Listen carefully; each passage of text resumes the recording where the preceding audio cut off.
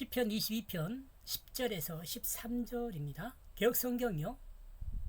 내가 날 때부터 주께 맡긴 바 되었고 모태에서 나올 때부터 주는 내 하나님이 되셨사오니 나를 멀리하지 마옵소서. 환난이 가깝고 도울 자 없나이다. 많은 황소가 나를 에워싸며 바산의 힘센 소들이 나를 둘러쓰며 내가 그 입을 벌림이 찢고 부르짖는 사자 같으리이다. 제가 번역한 내용은요. 당신 때문에 나는 나의 어머니의 뱃속으로부터 출생하였으며 당신이 나의 힘입니다. 도울 수 없는 가까운 고통 때문에 당신은 나로부터 멀리 떨어지지 않았습니다. 나를 깨뜨리려는 강한 많은 자들이 에워쌌고 싸고 그 부드러운 것들이 나를 에워쌌습니다. 그들은 나를 향하여 찢고 부르짖는 사자같이 입을 벌렸습니다.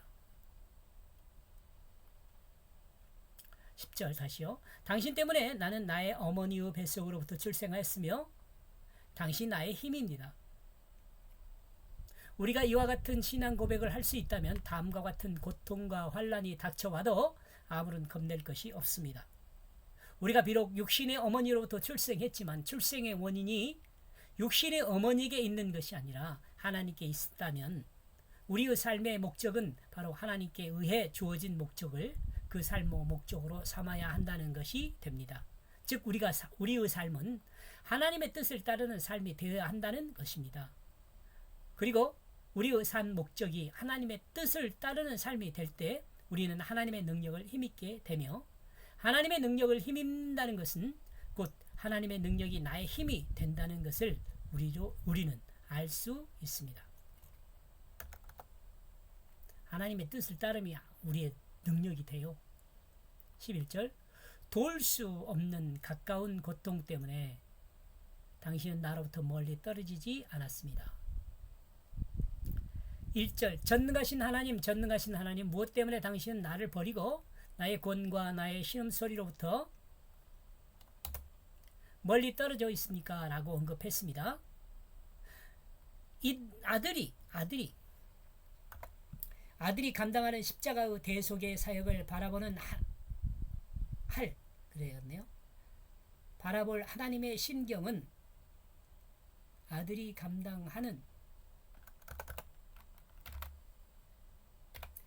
감당할 십자가 대속의 사역을 바라보는 하나님의 심경은 간섭하여 도울 수 없는 예수 그리스도 대속 사역이기에 멀리 떨어져 있었습니다. 그러나 하나님은 멀리 떨어져 있지 않았습니다. 왜냐하면 하나님은 주님의 고통을 감동하도록 간섭하지 않았지만 주님을 영원한 그 사망에 버려두지 않았기 때문에 그렇습니다. 1절에서 언급한 멀리 떨어져 있음은 예수 그리스도 고통을 간섭하지 않음을 설명하는 부분이고 11절에서 언급한 멀리 떨어져 있지 않았다는 이것은 최후 승리를 암시하는 부분이라 할 수 있습니다.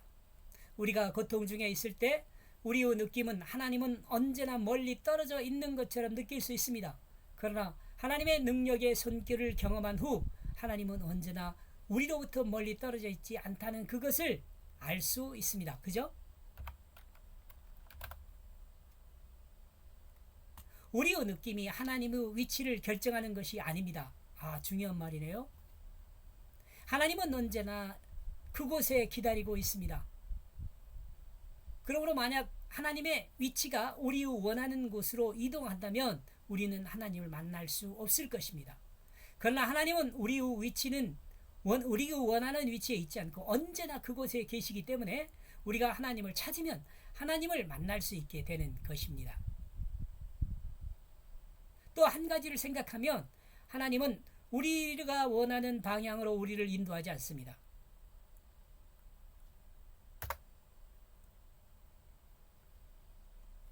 우리가 하나님과 동행하면 하나님은 우리의 앞길을 인도하지만 우리가 하나님과 동행하지 않으면 하나님은 떠난 그 자리에 우리가 돌아오기를 기다리고 있습니다. 이러므로 우리가 하나님을 만나는 것은 그렇게 어렵지 않습니다. 회개하고 하나님께 돌아오면 곧 우리는 하나님을 만날 수 있게 되는 것입니다. 아멘. 12절 나를 깨뜨리려는 강한 많은 자들이 에워쌌고 그 부드러운 것들이 나를 에워쌌습니다. 우리가 하나님께 돌아오려면 언제나 하나님은 그곳에 계십니다. 우리는 하나님께 돌아설 때 하나님을 만날 수 있습니다. 나의 육체를 깨뜨리려는 강한 많은 자들이 에워싸고 또한 나를 부끄럽게 만들기 위해 공격을 하는 자들이 나를 에워싸도 우리가 하나님께 돌아서면 우리의 영혼은 하나님에 의해 구원을 받을 것입니다. 왜냐하면 하나님께 돌아오면 우리가 하나님을 만날 수 있기 때문에 그렇습니다. 그리고 하나님이 목적하는 하나님의 뜻을 따라 삶을 살 수 있게 되고 또한 그 하나님의 뜻을 따라 삶을 살 때 하나님의 뜻을 따른 삶을 살 때 우리는 하나님의 능력을 힘입어 살게 됩니다. 하나님의 능력을 힘입어 산다는 것은 곧 하나님의 능력으로 살게 된다는 그것을 말하기 때문에 그렇습니다. 주님의 십자가에 못 박히기 위해 동원된 적들은 바리새인과 서기관들과 제사장들과 로마 빌라도 등이 있었습니다. 이들은 당대의 모든 강한 자들이었습니다. 그리고 또한 예수를 부끄럽게 만들기 위해 많은 작전을 계획하기도 했습니다. 올무를 만들기도 했습니다. 시험하기도 했습니다. 그러 이 모든 시험과 올무는 예수를 수치스럽게 만들려는 것들이었습니다. 십자가를 감당하고 물과 피를 모두 흘린 주님은 수치를 당하고 그 강한 힘 앞에 정복되는 것처럼 보였습니다. 그러나 주님은 우리가 성경을 통해 증거를 받았듯이 그 죽음으로부터 일어나셨습니다. 부활하셔 승천하셨습니다. 즉 주님은 승리하셨습니다. 이는 하나님은 주님께서 멀리 떨어져 있지 않다는 것입니다. 하나님 앞에 있는 하나님의 백성의 궁극적 승리를 보장하는 것입니다. 13절 그들은 나를 향하여 찢고 부르짖는 사자같이 입을 벌렸습니다. 나를 깨뜨리려고 부끄럽게 만들려는 자들이 둘러싸고 있으며 승리의 함성을 지르고 있습니다. 즉 사자가 짐승을 잡아 목덜미를 물어 숨통을 끊어놓고 그 짐승을 발로 밟고 자기 것임을 포효하는 것을 직접 비교하여 설명하고 있습니다. 제사장들과 서기관들과 바리새인들과 빌라도는 예수 죽음을 확인하고 자신들의 승리를 장담하고 있는 그것을 표현하고 있습니다. 말씀이 주는 교훈을 생각해 보면요, 우리의 근원은 하나님입니다. 그러므로 우리 삶의 목적은 하나님의 뜻에 있습니다. 하나님은 우리가 감당해야 할 일을 우리가 감당하도록 하십니다. 주님이 십자가를 감당함 같이 말입니다. 우리를 대적하는 자들이 승리의 함성을 질러도 그 승리의 함성은 끝이 아닙니다. 즉 함성으로 끝나는 것이 아닙니다. 그럴까요? 함성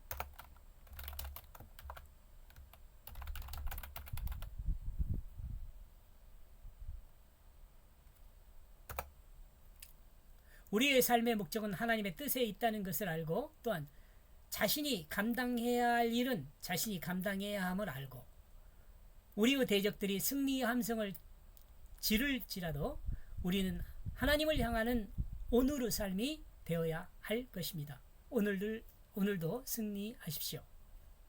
예수 아멘.